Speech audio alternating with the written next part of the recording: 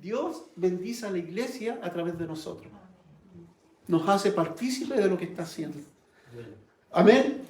Bien, yo quiero... la semana pasada les dije que iba a compartir esto como una segunda parte. Estuve hablando de los dones, ¿se acuerdan? De lo que era el don del Espíritu y los dones del Espíritu Santo. Y podríamos hacernos, voy a ir rápido porque no quiero dejar nada y como lo estamos medio cortos de tiempo. Y algunas preguntas interesantes que yo les hice era con respecto a esto. ¿A qué apunta el Espíritu Santo en nuestra vida? ¿A qué apunta el Espíritu Santo en tu vida? ¿A qué está apuntando el Espíritu Santo en nuestra vida como iglesia? Porque nosotros podemos tener ideas, proyectos, pero por eso es tan importante tener una visión clara. ¿Qué es lo que quiere Dios? ¿Qué es lo que quiere el Espíritu Santo hoy día conmigo? ¿Qué es lo que quiere el Espíritu Santo hoy día con cada uno de nosotros como iglesia? Eso es súper importante, hacerse esta pregunta. ¿Cuáles son las aspiraciones que el Espíritu Santo tiene para nosotros? Habíamos aprendido y estudiado que los pensamientos de Dios son paz. Los pensamientos de Dios hacia nosotros son de prosperidad, de bien. Lo que cantábamos ahí son nombres de Dios, atributos de Dios. Como decía Belén, un Dios proveedor, un Dios sanador, un Dios que sustenta, un Dios que acompaña. Eso, ¿qué aspiraciones tiene el Espíritu Santo con nosotros? ¿Cuáles son? Y aquí quiero hablar, y como la semana pasada hablé del don del Espíritu Santo, que es, Jesús lo anunciaba como la promesa del Padre, también le hablé que el Espíritu Santo reparte dones. La característica de los dones es que son regalos, no dependen de nosotros. Son atributos de Dios que Él usa a través de nosotros, pero no depende de nosotros. Es Dios soberano actuando sobre nuestra vida. Dios puede dar a cualquiera de nosotros una palabra de ciencia, pero es una revelación de Dios. No es que yo tenga esa capacidad, sino que Dios pone ese don. ¿Me entienden, verdad? Sí. Díganme que sí. Sí. Entonces, dice que Dios reparte dones conforme a su multiforme gracia. Y reparte a cada uno un don de esto, pero Él lo reparte como regalos. Ahora, está la otra parte que es el fruto. Y esto lo podemos encontrar ahí en Gálatas 5, 22 al 23. Yo sé que quizás muchos se lo saben de memoria. Y dice más el fruto del Espíritu es amor, gozo, paz, paciencia, benignidad, bondad, fe, mansedumbre y templanza. Y dice, contra tales cosas no hay ley. Contra tales cosas no hay ley. La meta central del Espíritu Santo para tu vida, para mi vida y para nosotros como iglesia es el fruto. Esa es nuestra meta. En los dones nosotros no tenemos nada que hacer, porque son regalos de Dios. Él los cede. Y no son permanentes. En cambio, el fruto es permanente. Hemos sido llamados a dar fruto, no a dar jugo, a dar fruto. Entonces, cuando uno ve esto, ve que se trata de un carácter. Es para cambiar nuestro carácter a la imagen de Jesús. Si uno ve esto, es una autodescripción del carácter de Jesús. Está hablando de un carácter. El fruto es la formación de un carácter. ¿Qué carácter? A la imagen de Jesús. Esa es la meta que tiene el Espíritu Santo con nosotros. Es un fruto con 9 cualidades, no son 9 frutos. Porque se trata de un carácter, un fruto que tiene distintas cualidades. ¿Ya? Es importante entenderlo así también. Es un todo, es la formación de nuestro carácter. El fruto del Espíritu es la consecuencia de la presencia de Dios en nuestra vida. No es como los dones, que son acciones de Dios soberanas sobre nosotros. Somos canales de bendición. Pero acá es distinto. Es el habitar del Espíritu Santo en nosotros, transformándonos a la imagen de Jesús. Ese es el fruto. Habla de un carácter, de algo permanente. El Espíritu Santo reproduce el carácter de Cristo de forma permanente. No es como los dones. Esto Franco lo ha enseñado. A veces oramos por sanidad y una persona se sana, oramos por otro y no pasa nada. Porque el actuar de los dones es de soberanía absoluta de Dios. No depende de nosotros. El fruto sí, porque es la formación de nuestro carácter. La meta de nuestra vida, si uno ve a través de la Escritura, la meta de nuestra vida es ser iguales a Jesús. Un varón perfecto, dice Pablo, ¿verdad? A la medida, a la estatura de Cristo. Esa es nuestra meta, ese es el propósito que tiene el Espíritu Santo en nuestra vida. Un carácter con estas cualidades: amor, gozo, paz, bondad y todo esto que aparece acá. Ese es el propósito del Espíritu Santo para nuestra vida. Por decirlo de otra manera, el fruto marca la calidad de nuestra vida espiritual. Los dones no. Los dones no marcan la calidad de nuestra vida espiritual. El fruto, podríamos decir, no sé si será el concepto correcto, pero el fruto es como el termómetro espiritual de la iglesia. Los dones no. Los dones a veces actúan no por mi capacidad, sino por la fe por quien estoy orando. Y Dios me usa como canal. No tiene nada que ver con el fruto. Pero el fruto del Espíritu es como el termómetro espiritual de la iglesia. En Mateo dice, por su fruto los van a conocer. Cuando habla de, ¿cierto?, que un árbol no puede dar frutos buenos y malos. El árbol malo da frutos malos. Y el bueno dice, por los frutos los van a conocer. Por eso el principio se aplica a nuestra vida también. Porque eso mide nuestra calidad espiritual. El fruto, no los dones. ¿Ya? Si uno se pone a mirar la Escritura, mira, anoté varios pasajes, no sé si los vamos a ver todos, pero si uno se pone a ver la Escritura, toda la revelación de Dios está enfocada siempre en esta revelación para que seamos iguales a Él, siempre. Uno lo puede ver desde el Antiguo Testamento hasta el Nuevo Testamento. Y hay muchos pasajes de la Escritura. En una oportunidad, seguramente una noche estrellada, David estaba mirando al cielo. Salmo 8. Oh Jehová, Señor nuestro, cuán glorioso es tu nombre en toda la tierra. Cuando miro los cielos, obra de tus dedos, la luna y las estrellas que tú formaste, digo, ¿qué es el hombre? ¿Quién soy yo para que de mí te acuerdes? Dice, sin embargo, lo has hecho poco menor que los ángeles. La traducción de ángeles es un nombre de un atributo de Dios que cantábamos ahí. En el original dice, lo has hecho poco menor que Elohim. Si ustedes se fijan, cuando uno glorifica a Dios, cuando uno entiende y ve en esta creación, hay una revelación de Dios que te hace reconocer la magnitud de Dios. Y cuando tú reconoces esta inmensidad de Dios, tu vida tiene sentido porque sabes quién eres tú. Y eso está diciendo David en el Salmo 8. ¿Qué es el hombre para que de él tengas memoria? Sin embargo, lo has hecho poco menor que dioses, dice en otra traducción. ¿Se dan cuenta? Cuando nosotros entendemos y conocemos y reconocemos a Dios, nuestra vida empieza a tomar sentido. La creación nos habla de Dios. Eso es lo que está en el fondo diciendo David ahí. Cuando miro los cielos me doy cuenta de lo maravilloso que eres. Salmo 19 dice, los cielos cuentan la gloria de Dios. El firmamento, dice, anuncia la obra de tus manos.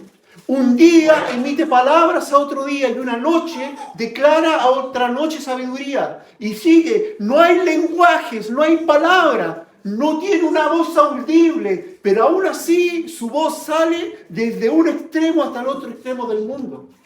Lo que está diciendo este salmo es que el universo, la creación, aunque no tiene una voz audible, hay una voz que te está diciendo que el hombre, que hay un creador y que nuestro valor está en nuestro creador, no en nosotros mismos. Pablo en Romanos dice, por lo tanto, no tiene excusa y hace alusión a este salmo, porque la creación aunque no tiene voz, te está diciendo que hay un Dios soberano y que gobierna. Entonces, toda la revelación, toda la creación, todo lo visible, aunque tú te quieras hacer el desentendido, la creación te está hablando de Dios, sin voz, sin lenguaje, como dice Salmo 19. Pero te está diciendo que hay un Dios soberano que existe. Entonces, hay una revelación visible. Basta que abramos los ojos y la creación misma nos dice que existe un Dios. Y que yo en Él tengo un valor. A eso se le llama la revelación visible. De la creación, una revelación visible de Dios. Tenemos la palabra, que es una revelación verbalizada. Si nosotros no tuviéramos la capacidad de interpretar lo que está diciendo aquí, estos serían puros símbolos sin entendimiento. Pero esta es una revelación escrita de Dios, que revela a Dios. No es cualquier libro. Muchos hoy día están menoscabando la Biblia. Y yo he escuchado que muchos dicen por ahí, es que aquí hay palabra de Dios, pero también hay palabra de hombre. La misma Escritura dice que toda la Escritura es inspirada por Dios. Y ese es inspirar, es soplar. Toda la palabra de Dios fue soplada por Dios. ¿A quiénes la escribieron? Entonces hay una revelación visible de Dios a través de la creación. Y aquí tenemos una revelación verbalizada. Y en Cristo tenemos una revelación completa, porque dice que el verbo, la palabra, se hizo carne. En otras palabras, la revelación visible de Dios, la palabra se hizo visible a través de Jesucristo. Es como estas dos revelaciones de lo que nosotros podemos mirar en la creación de lo visible. La palabra se hizo carne. La palabra se hizo visible. Esto se hizo visible. Y tú miras la vida de Jesús y habla de quiénes somos en Él. Él vino a rescatar eso, vino a darle valor y sentido a nuestra vida. Y eso lo debemos tener claro.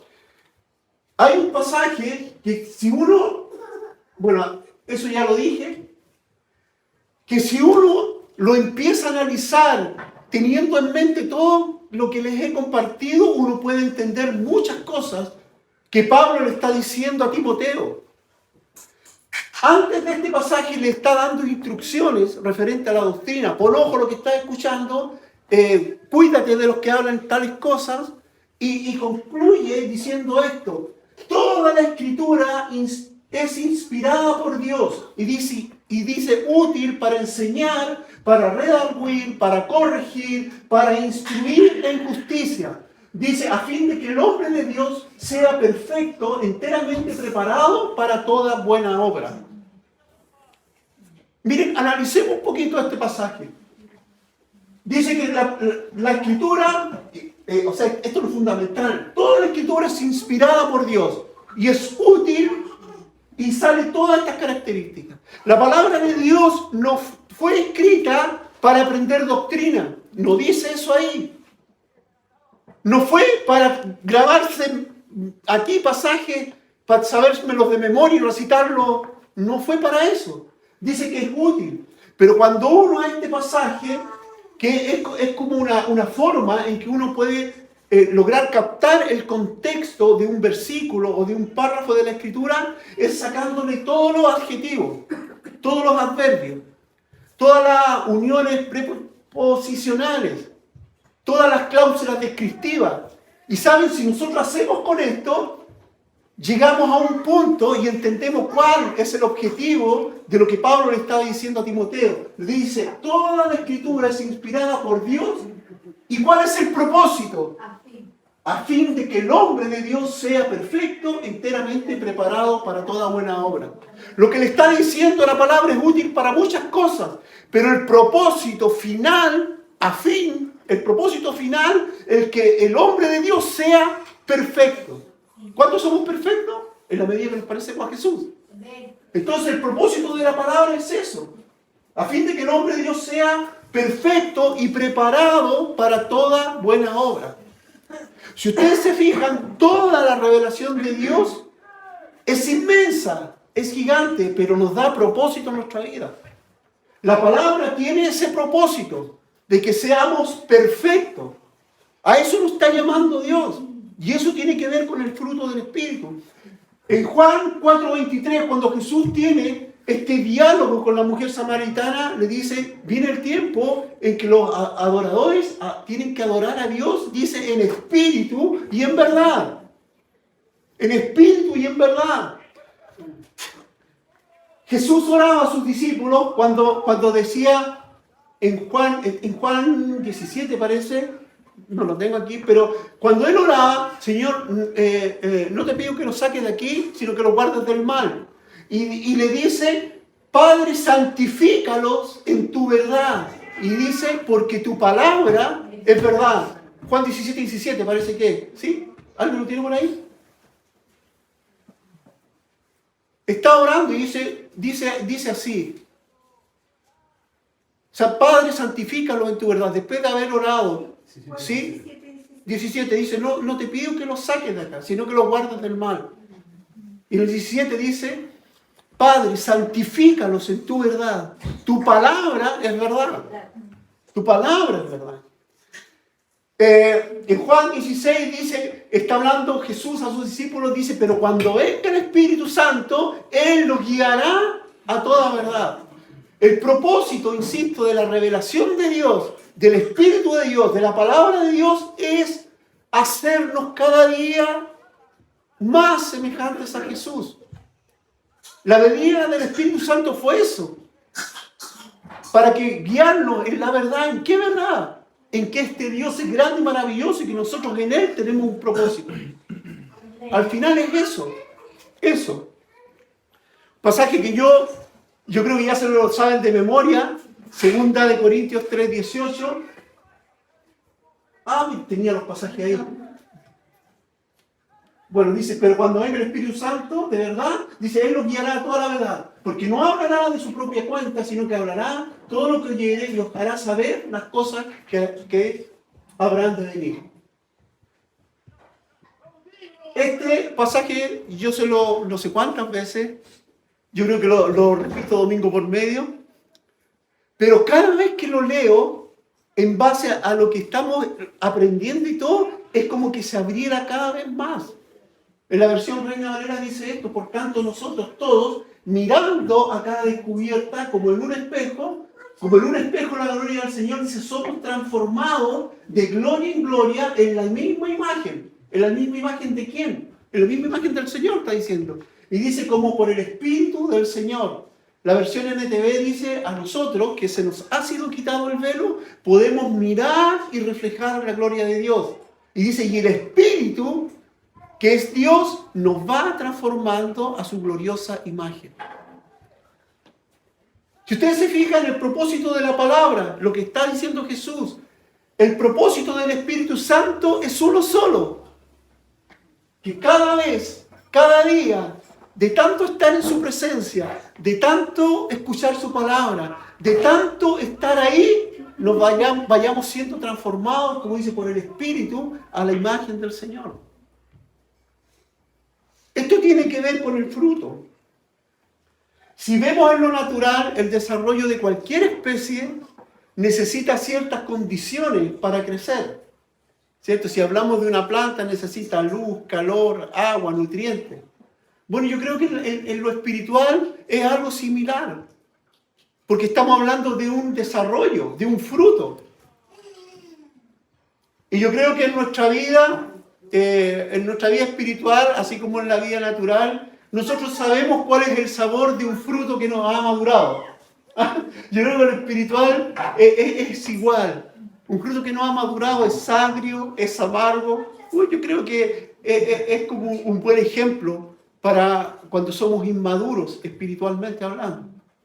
Entonces, nuestra vida es el resultado constante de un crecimiento interior hacia afuera y necesita nutrientes. Y quizás estas disciplinas son tan elementales Pero cuando uno logra entender cuál es el propósito de Dios, qué es lo que quiere el Espíritu Santo con nosotros, empiezan a tomar otro sentido. No, es que a mí me cuesta orar. El fruto no va a ser, no va a poder desarrollarse. Es como si una planta la regara, le pusiera fertilizante, pero no lo pone a la luz del sol. ¿O no? O lo pone a la luz del sol fertilizante y no la riegas nunca. Bueno, nuestra vida espiritual necesita nutrientes también. Y necesita ciertas condiciones para irse desarrollando y para dar fruto, para dar un buen fruto. Y esto es la meditación de la palabra, que hemos sido insistentes y vamos a seguir siendo insistentes en esto. Tenemos que... Me costó poner el título disciplina porque yo creo que cuando uno empieza a experimentar el amor de Dios en la vida, ya estas no son disciplinas, sino que es un deseo profundo de hacerlo. ¿Cuánto amo tu palabra, Señor? En ella está mi delicia, decía David. O sea, no hablaba de disciplina, hablaba de un deleite. ¿Cuánto amo tu palabra? Es como miel a mi palabra. Un deseo profundo de meditar, de entender la palabra de Dios. Salmo 19, 33, 34 dice: enséñame, Jehová, tus estatutos. Dame entendimiento y guardaré tu ley y la cumpliré de todo corazón. Salmo 1, porque dice que la ley de Jehová medita de día y de noche, y dice, en ella está su delicia. Es un deleite.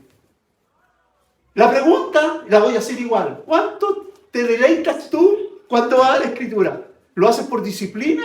¿Lo haces por cumplir? ¿O lo haces por deleite? A ese nivel nos quiere llevar el Espíritu Santo. ¿Cuánto amo tu palabra? Señor, de día y noche medito en ella. Es distinto, ¿verdad? Pero a eso nos está llamando, Señor. La oración también. La oración, ¿saben? Ya no debe ser una disciplina. Quizás para comenzar necesitamos disciplina. ¿Saben? A mí alguien me enseñó, cuando recién conocí al Señor, me dijo, ¿sabes? Porque yo le decía, a mí me cuesta mucho concentrarme. Y me decía, ¿sabes qué? Ora, no pretendas orar media hora si no eres capaz de ser constante un mes en orar 5 minutos todos los días. Me dijo así. Y me dijo otro consejo. Me dijo, busca un lugar. Y siempre en el mismo lugar. ¿Sabes lo que pasaba después? Cuando tú cumples esa rutina, esa disciplina, que pues tú pasas por el lugar y sientes como que el lugar te dice, hoy día no oraste, hoy día no has venido aquí. ¿Me entiendes? Pero después ya se transforma en un deleite, en una delicia. Lo mismo que la comunión. La comunión, ¿cierto? ¡Ay, me alegré con los que me decían, iremos a la casa del Señor! ¡Qué agradable estar los hermanos juntos en armonía! ¿Se dan cuenta? Cambia toda la perspectiva, todo es un deleite. Por eso me costó ponerle disciplina ahí. Porque yo creo que durante mucho tiempo nos han enseñado y hemos aprendido esto como una disciplina estricta, pero no hemos encontrado deleite en lo que hacemos. ¿O no? Yo fui enseñado así. Por eso lo digo. Entonces yo me sé muchos pasajes de la Escritura de memoria. Me los sé de memoria. Pero ¿saben? He aprendido. Para mí eso no tiene ninguna gracia. Pero vibro cuando empiezo a acordarme de cada uno de ellos. Eso no lo hacía antes. Los tenía guardados aquí como... Pero ahora empiezan a cobrar vida. Vida en mí.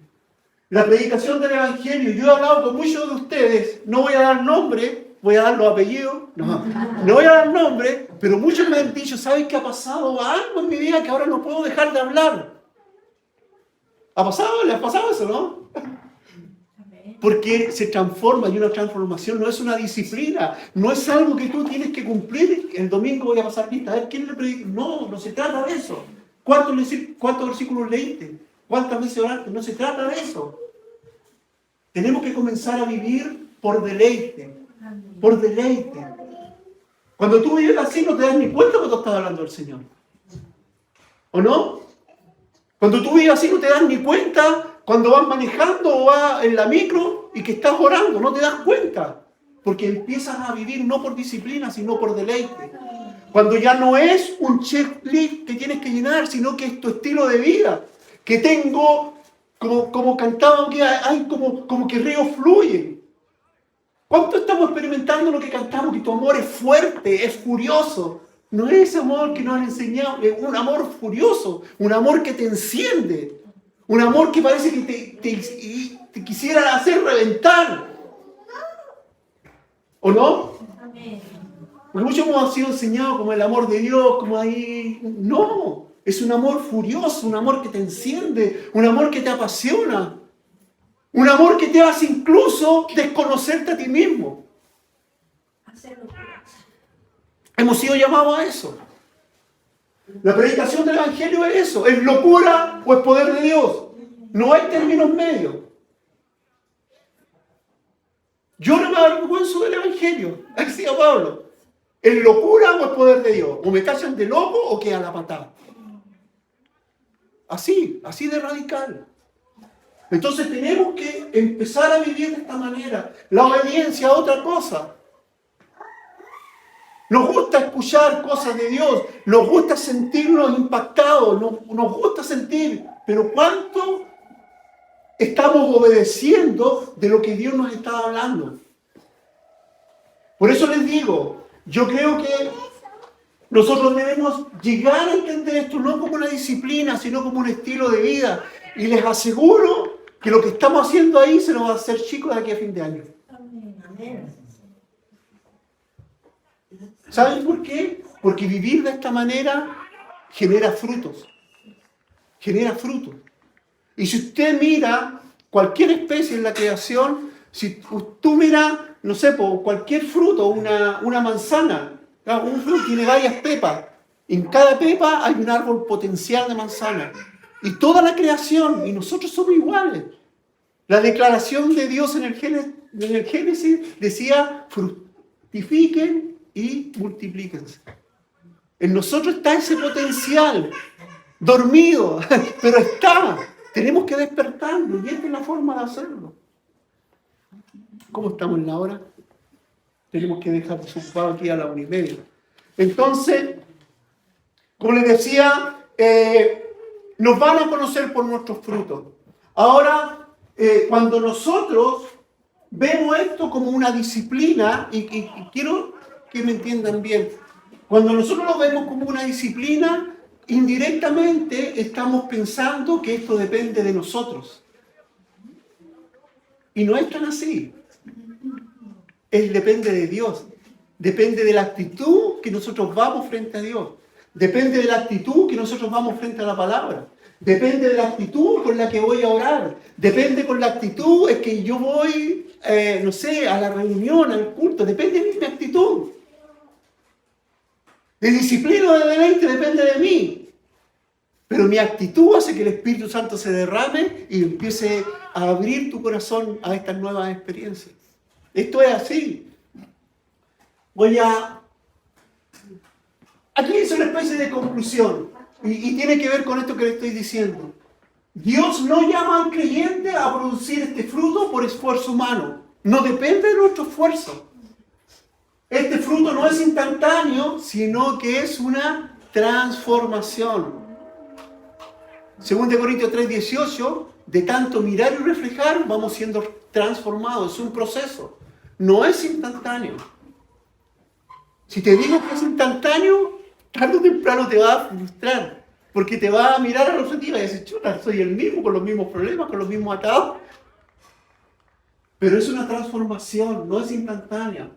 El fruto del Espíritu es permanente, porque se trata de la formación de un carácter. Los dones son temporales, porque en los dones somos canales de las cosas que Dios quiere hacer. En cambio, el fruto es la formación de nuestro carácter. ¿Hasta qué altura? Hasta la medida de un varón perfecto como Cristo. Mirando y reflejando, somos transformados por el Espíritu. Y la Escritura es útil, dice, para que todo hombre de Dios sea perfecto y preparado para toda buena obra. Eso lo escribía Pablo a Timoteo. Entonces se fijan que cuando tú vas a la Escritura, cuando tú te pones a orar, cuando tú empiezas a contemplar a Dios, te das cuenta que en este Dios grande tú tienes un lugar. específico hacia donde el Espíritu Santo te quiere llevar. Yo quiero eso. ¿Saben? Yo estoy expectante por lo que va a pasar, porque sé que va a pasar algo. Estoy expectante, no tengo idea qué. Pero se siente en el ambiente, ¿sabes? Yo no sé si tú lo percibes cuando adoramos. Hay algo que está pasando. Hay algo que está pasando. Y no lo hablo así en forma externa. Hay algo, y conozco a muchos de ustedes, y hemos conversado con muchos. Hay algo que está pasando adentro. Dios está haciendo algo adentro, en nuestras personas, en nuestras vidas. Dios está trabajando en algo. Este fruto no es instantáneo. Bueno, en la transformación tiene que ver, si no hay un cambio de mente, no hay transformación. Dice Pablo, le escribe también, transformado en el espíritu de vuestra mente. ¿Ah? En el espíritu, asocia, no dice mente, dice espíritu de vuestra mente. ¿Ah? Entonces es una renovado, en otras palabras dice renovado en el espíritu, en vuestro entendimiento. Siempre está hablando de este concepto.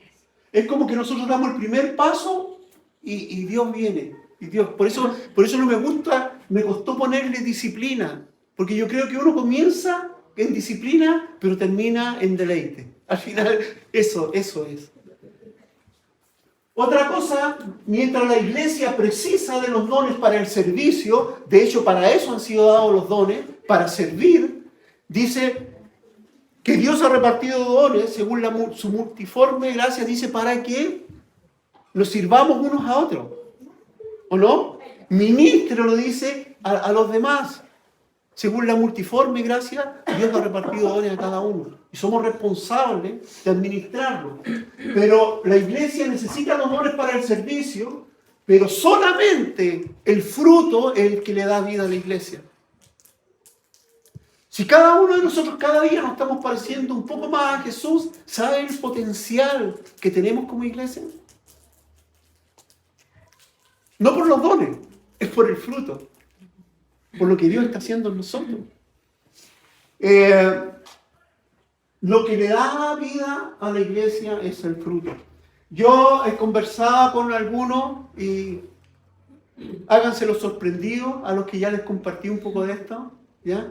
Pero en Mateo 7, 19 en adelante, Jesús está diciendo, no todo el que me dice Señor, Señor, entrará al reino de los cielos.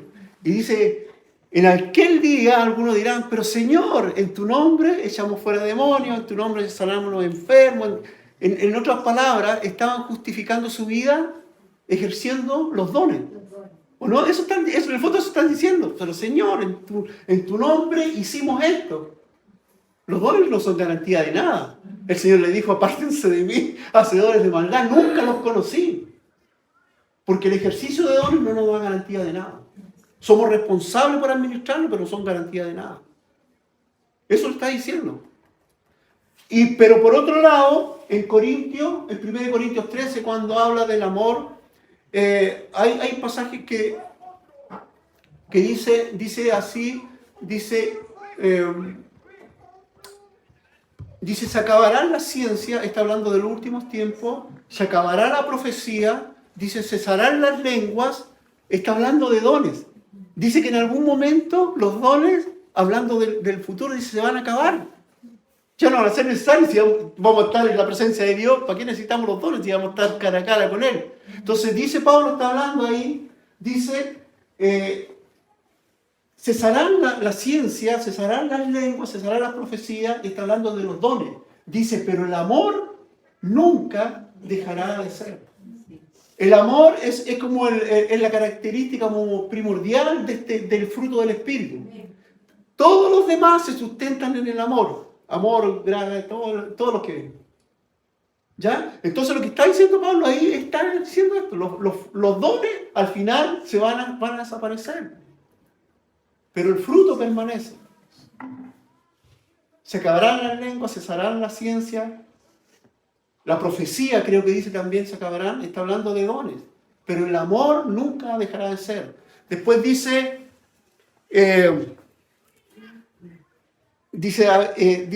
a ver, que habla también. Dice, y ahora permanecen la fe, la esperanza y el amor. Habla de fe, la fe es una cualidad del fruto del Espíritu. La palabra traducida como esperanza habla de una espera expectante. Es como una característica del fruto del Espíritu. Y habla del amor. Dice, ahora permanecen la fe, la esperanza y el amor. Pero dice, pero de estos tres, el mayor es el amor. Si ustedes se fijan, siempre es así. Y yo creo que muchas veces en nuestra formación como cristianos, y muchas veces nosotros nos enfocamos más, entre comillas, en desarrollar y en ejecutar dones, cuando el propósito del Espíritu es otro. Es el fruto del Espíritu en nuestra vida, en la formación del carácter. Porque el ejercicio de los dones es llamativo, exaltan la carne también, pero no nos dan ninguna garantía de nada, porque al final el don es un don, es un regalo, es el actuar de Dios soberano sobre nuestras vidas. En cambio, el fruto es el actuar del Espíritu Santo en tu vida, la formación del carácter a la medida y a la estatura del varón perfecto que es Jesucristo. Entonces, como les digo, yo tengo expectativas de lo que Dios va a hacer. Lo que estamos haciendo ahí ya no le voy a llamar Galpón, le voy a llamar nuestra iglesia. ¿Sabe? Es el punto de partida para lo que Dios quiere hacer de aquí para adelante. Con cada uno de nosotros, con nuestras familias, con nuestro entorno. Si cada uno empezamos a vivir de esta manera, ¿saben? No va a haber quien te tape la boca para hablar del Señor. Te lo aseguro. Te lo aseguro si tú empiezas a vivir así. Porque va a estar en tu sangre, en tu ADN. No podemos dejar de hablar lo que hemos visto y oído. Lo habían sacado de la cárcel, los amenazaron que se lo volvían a hacer, pero no podemos dejar de hablar lo que hemos visto y oído. No podemos. No podemos. No lo podemos controlar. En otras palabras, eso estaba diciendo. Nos dijo no queremos, no podemos. O como Jeremías decía, quise dejar toda esta cuestión, pero hay un fuego aquí adentro que no puedo resistirlo. A esa vida nos ha llamado el Señor. Disciplina o deleite, al final la decisión la tomas tú. A veces, como les digo, en mi caso, tuve que ser disciplinado, pero aprendí a deleitarme. Entonces ya la lectura para mí es una necesidad. El orar para mí es una necesidad. El estar en compañía de hermanos es una necesidad. El hablar del Señor es una necesidad. Porque si no parece que ando atorado. Es una necesidad. A eso nos ha llamado Dios. Amén. Amén. Les quiero pedir que se pongan en pie y les quiero pedir que estén...